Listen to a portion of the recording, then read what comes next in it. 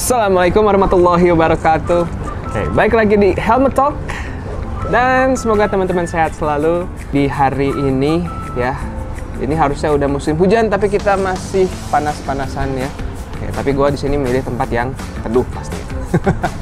Oke, hari ini kita bakal bahas helm lokal lagi ya. Kayak kemarin kita udah bahas si AGVK 3. Hari ini kita bakal bahas RSV FFS 21.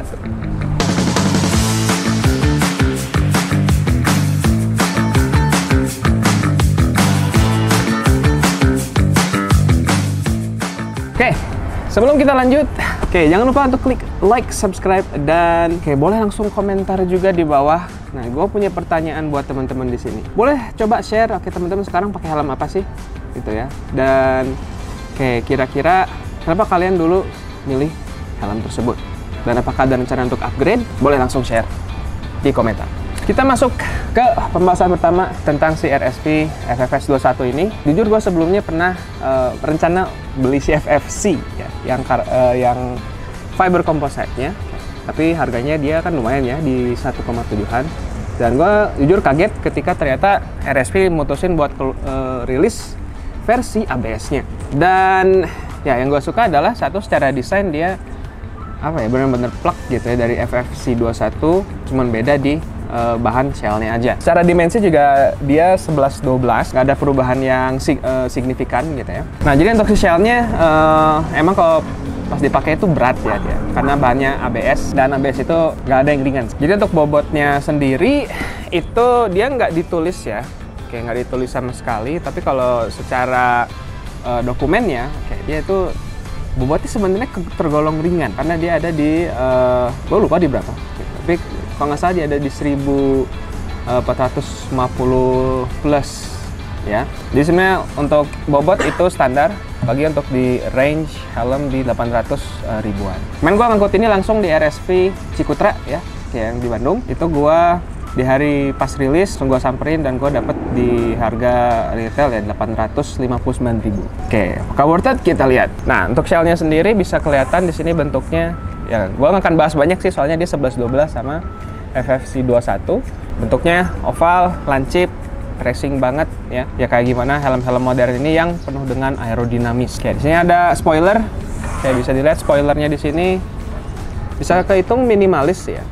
Dibanding misalkan kita bandingin sama NHK kayak Mark I gitu ya. Dan dia bahannya mikanya mika transparan. Jadi tergantung ya. Nanti kalau misalkan ambil warna yang lain itu kalau nggak salah sewarna sama si shell-nya. Nah, terus untuk ventilasinya sendiri, untuk ventilasi itu dia bisa dibilang lumayan ya. Dia lumayan enak ya, nggak bikin gerah gitu. Jadi misalkan kita benar-benar lagi rolling pakai helm ini itu kerasa. Cuman untuk fan-nya sendiri ini bisa dibilang ya lumayan gede, tapi aliran anginnya nggak kerasa banget gitu. Tapi itu lumayan ngebantu sih untuk ngilangin misalkan si kacanya berembun. Dan kalau ke mulut juga, nah itu mungkin karena dia dibagi dua ke atas dan ke mulut gitu, jadi ada lubangnya yang kecil sebenarnya, itu dia kebagi dua. Dan yang ke mulutnya ini bisa dibilang nggak begitu kerasa ya, nggak segacor si NHK Mark I. Nah, terus di sini ada dua mount fan. Untuk di front fan, di sini ada modelannya. Ini di sini intake-nya. Untuk buka tutupnya sederhana. Ya cuman 2 step ya. Tapi yang agak nggak seretnya di sini. Nanti kita bahas lebih lanjut di build quality sebenarnya. Tapi ya ini kayak kerasa ringkih banget sebenarnya si part plastiknya ini gitu. Kadang suka nyangkut lagi. Jadi ya gue sih tipikal yang nggak pernah buka tutup gitu. Gue selalu buka semua ventilasi gitu, kecuali pas hujan. Jadi ya udah dia posisi buka aja. Kalau yang bawahnya juga sama. Dia cuman buka tutup. Dia bisa 2 step sebenarnya gitu ya. 1, 2. Dan sama kayak atasnya, ini kerasa agak ringkih ya. Semoga nggak cepat dol atau rusak. Dari situ kita ada 2 top fan. Nah, 2 top fan ini jujur ngingetin gua ke bentuknya ya. Dari shape-nya itu emang kayak SRGP dan bisa dibilang cukup fungsional gitu ya. Dan dia buka tutupnya tuh di slide, tapi slide-nya agak kasar dia. Gitu. Apa ya? Agak ngeri-ngeri sedap gitu. Tapi ini entah kenapa yang kanan itu lebih gampang dibanding yang kiri. Atau mungkin karena gua nggak pernah ini juga ya.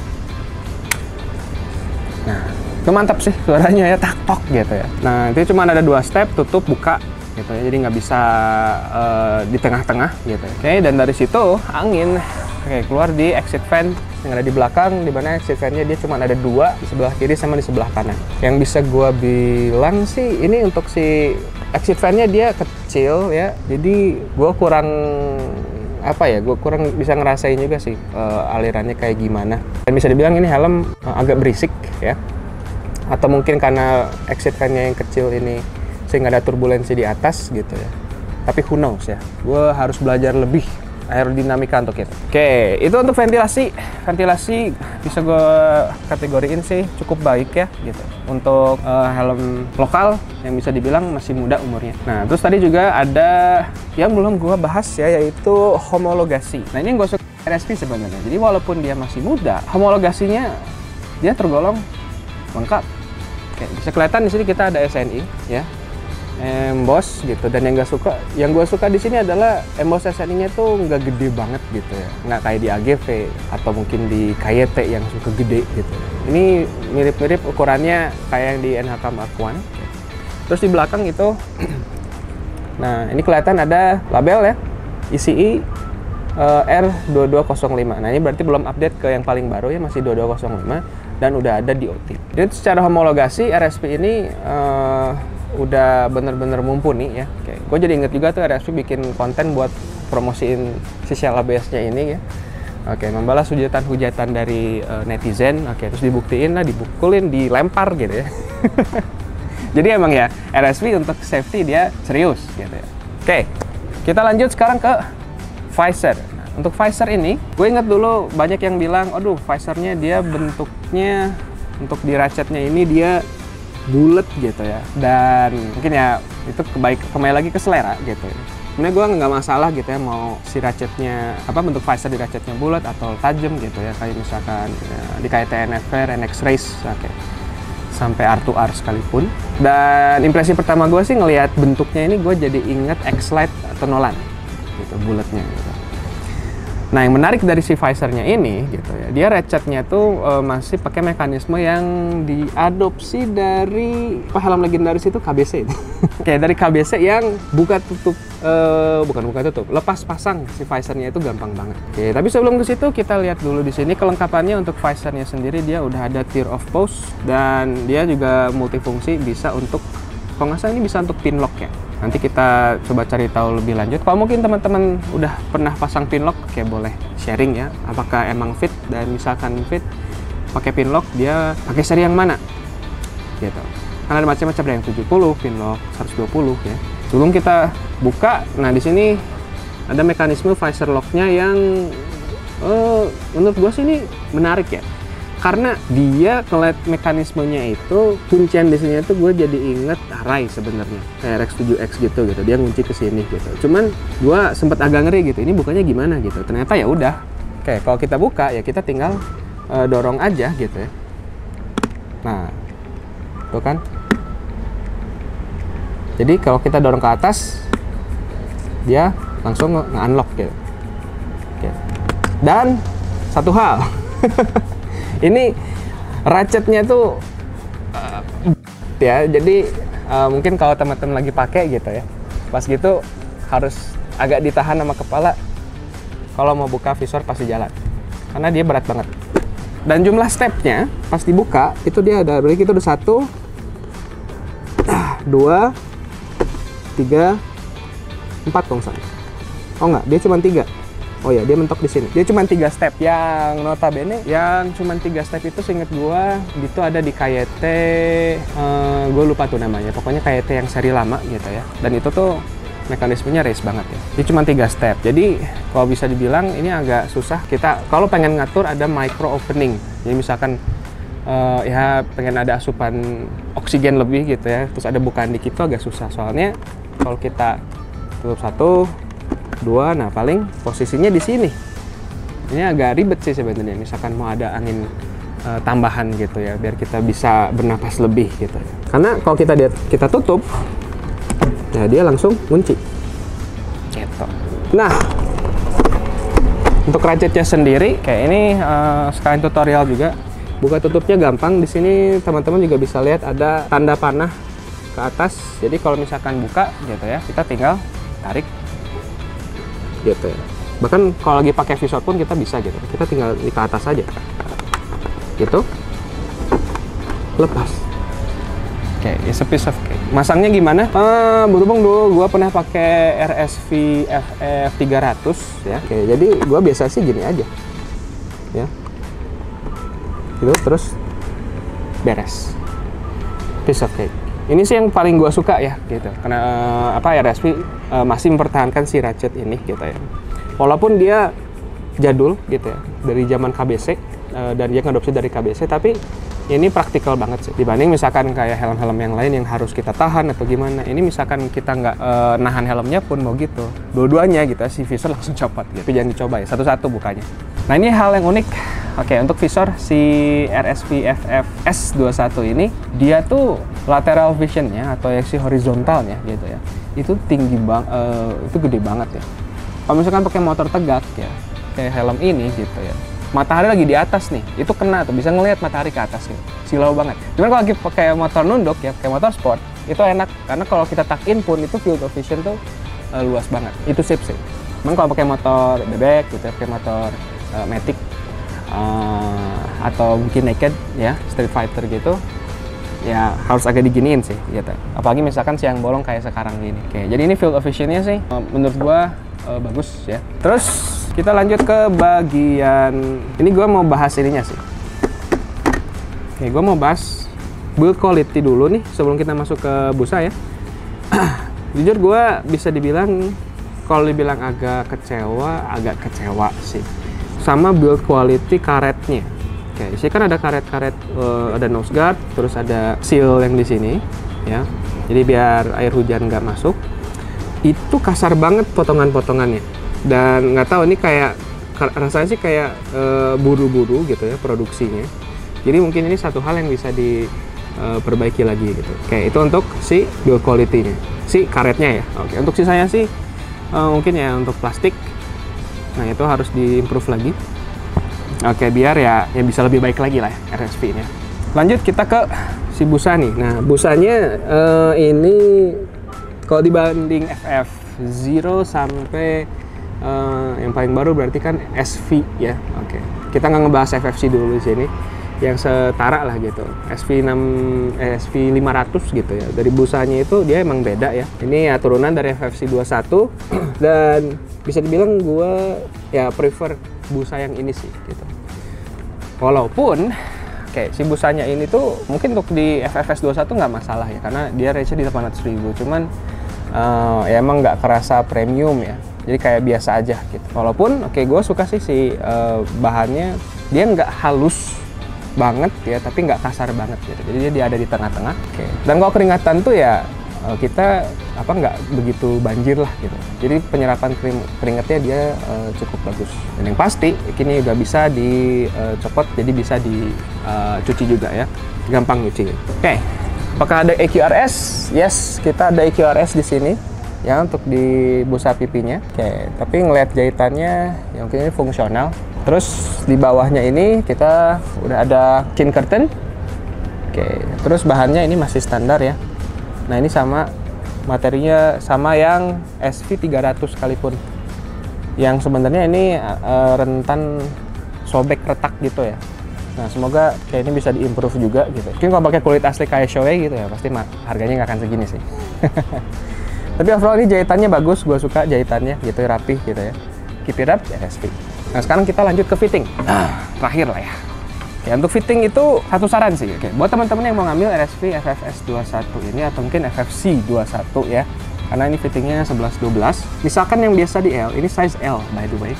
Buat teman-teman yang suka jarak mulut ya, jarak mulut ke si dinding chinnya ini dekat ya, ini cocok lah. Dan by the way, ini si hidung tuh bakal hampir nyentuh nih si apa namanya nose guardnya tapen itu ke sini gitu ya. Dan ya gue sekarang udah nggak mempermasalahkan sih gitu. Walaupun ya lucu aja gitu. Misalkan kita taruh intercom pakai mic yang boom itu agak susah kayaknya. Karena pasti kita bakal ngunyah si mikrofonnya. Bahkan kadang kalau gue gabut gitu ya, kadang suka iseng aja nyium-nyium gitu. Nah itu kena tuh si dinding si ininya, si ujungnya sendiri. Dan untuk fittingnya, nah dia tuh relatif apa ya, bisa dibilang masuk ke intermediate oval. Jadi kalau misalkan teman-teman, nah kepala gue kan bulat gitu, itu sebenarnya agak ada space di sini, agak di atas di sini gitu ya. Tapi nggak separah AGV sih. Gitu, AGV yang seri lama ya. Jadi untuk fitting sih cukup, cuman ya ini helm sempit, terutama pas masuknya. Kalau teman-teman pertama pakai FFS 21 ini, teman-teman harus siap masuknya itu susah. Karena dia bentuknya tuh apa ya, kayak telur gitu. Dimana dia tuh ya pas udah masuk dia ngunci gini. Tapi walaupun dia udah susah masuknya, terus bentuknya kayak gitu, tapi masih ada angin yang bocor dari cheek pad dari bawah. Makanya gue coba di jalan pas gini, kalau ditutup itu jauh lebih kedap, sepi gitu ya. Ini pas gue buka gitu ya, oh ternyata dia masih ada angin masuk dari situ. Oke, jadi misalkan yang biasa di L, kalau mau agak leluasa, gue saranin sih coba ngangkutnya yang XL aja gitu. Kalau emang suka yang fit gitu, bener-bener fit, ambil L aja gitu. Dan si RSV ini, oh ya, untuk fitting juga dia shell-nya ada 2 ya. Oke, shell-nya ada 2, dia mulai dari XS sampai M, terus L sampai XXL. Kalau nggak salah ya, oke, atau XL. Nah, jadi apa namanya, si batoknya dia ada 2. Oke, jadi fittingnya bakal bener-bener bisa menyesuaikan lah sama kepala teman-teman. Ya kita langsung ke verdict aja ya. Jadi gimana nih setelah akhirnya gue udah lama akhirnya ngangkut RSV lagi, FFS 21 ini bisa gue simpulkan helm ini worth to buy, jujur ya.